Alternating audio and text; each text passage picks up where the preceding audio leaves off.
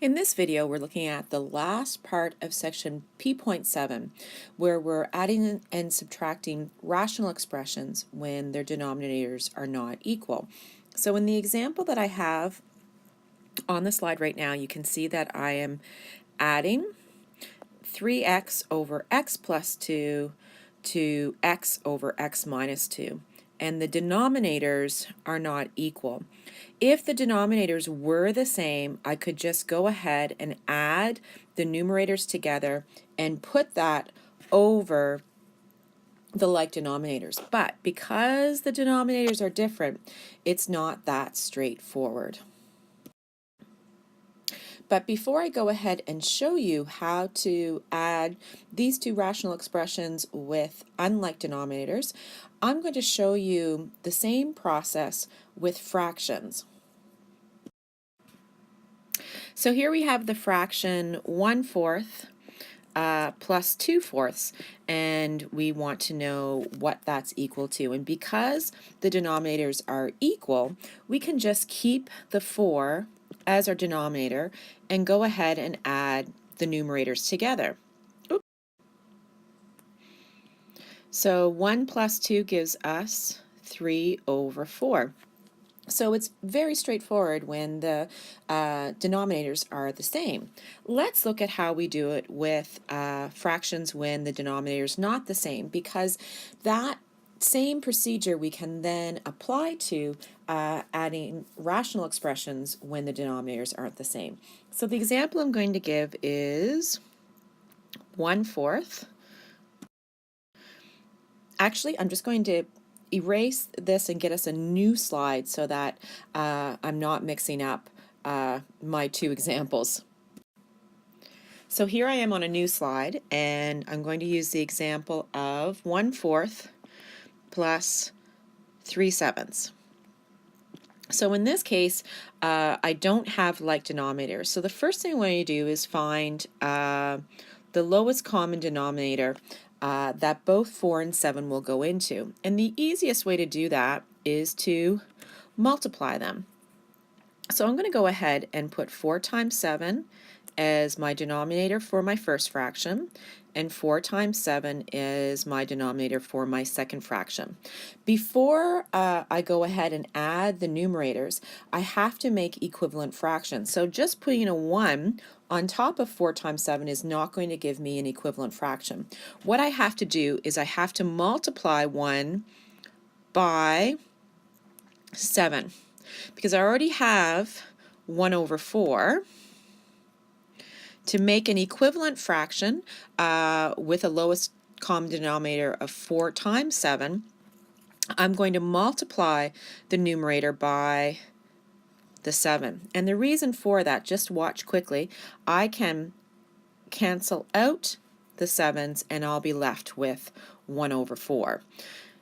The same thing I'm going to do to the next one. Let me just get rid of my highlights so that I don't mess anybody up. For my second one, I have, back to my blue, I have a 3 as my numerator. 7 was my original, so I'm just going to multiply it by 4. So you can see that with this first fraction, when I put 4/7, I had to include a multiplying from 7 for the numerator, so that when I cancel out the 7's, I'm left with what I started with. And the same goes here with 3/7. Here's my 3/7 here. If I multiply the 7 by 4, I also have to multiply by the 3 by 4, so that if I cancel out the 4, I'll be left with my original fraction. Then I can go ahead and do my operations. So 4 times 7 is going to give me 28 for my denominator, and 1 times 7 is going to give me 7 for my numerator. And then for my next one, 4 times 7 again, my lowest common denominator is 28, and 3 times 4 gives me 12. So my equivalent fractions then become the following. 1/4 becomes 7/28, and 3/7 becomes 12/28. And if you wanted to check to make sure you had equivalent fractions, you could quickly use a calculator and you can take 1 divided by 4 is going to be the decimal 0.25. And if you take 7 and divide by 28, you will see that your decimal is also 0.25. So though the 1/4 and 7/28 are equivalent fractions, they are equivalent to a decimal of 0.25. And if we were to do the same with 3/7, we would get an infinite decimal that's approximately,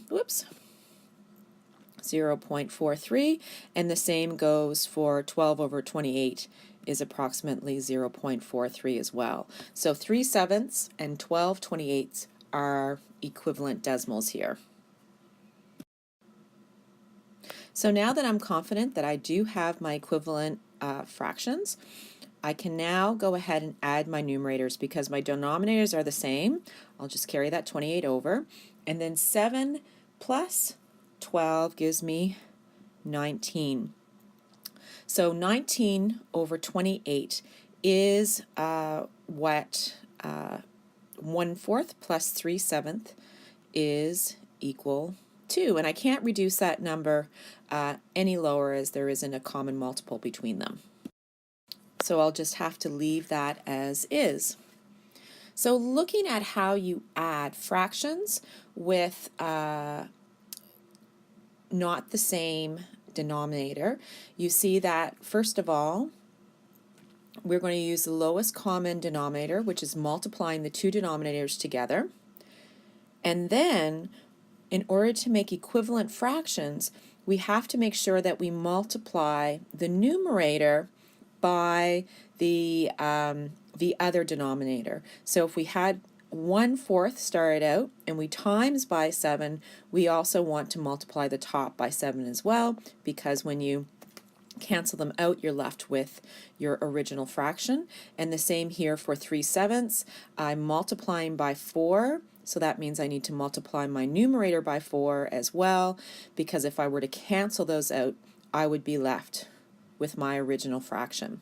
We're going to use the same process of finding our lowest common denominator and multiplying both the top and the bottom, the numerator and the denominator, in our rational expression by that number.